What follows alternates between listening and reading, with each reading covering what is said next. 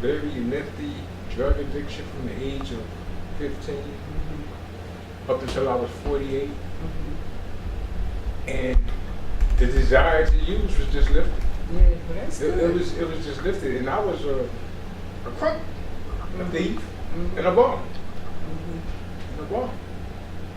And you know, Seeing God brought you through that. God brought me through that. You just keep on letting them use you, that's all. It's the man's testimony. Go ahead, sir. Yes. Tell us some more. Yeah, well, I mean, I had went to a program called Narcotics Anonymous, and one of the things they talk about there is you finding the God of your understanding. I went to church when I was a kid. I played around the church most of the time, but it was certain things that I had. But as I, got into that program and I started to look, because it was unmistakable things happening in my life, things that I had nothing to do with, no control over. They weren't even my decisions.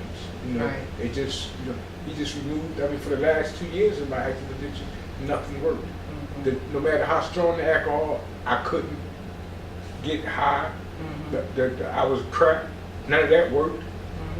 And so I decided, something told me to stop. Good, so just stop. Yeah. And I mean, it's every day, I pray every day. All through the day, And like I said, I've been walking by, and I was on my way in.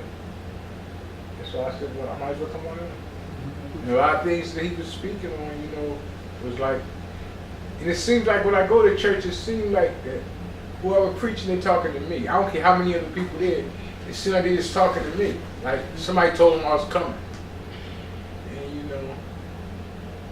And like my heart was heavy for my friend, but she's up to you. I just want some more food so that I can stay strong for her and help her, which also helps me. Because I'm a diabetic too.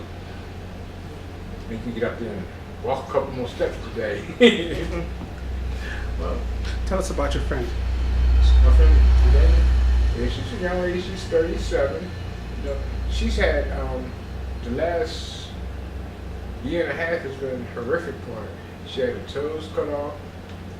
First, she was in a horrific car accident where she broke her hip. And I was asking God, why is she suffering so much? And then, being a diabetic, her good foot, when you're diabetic, you have poor circulation. So she fell asleep before I put on one of those plug-in radiator heaters, trying to warm it up, and burnt it, and then it got infected,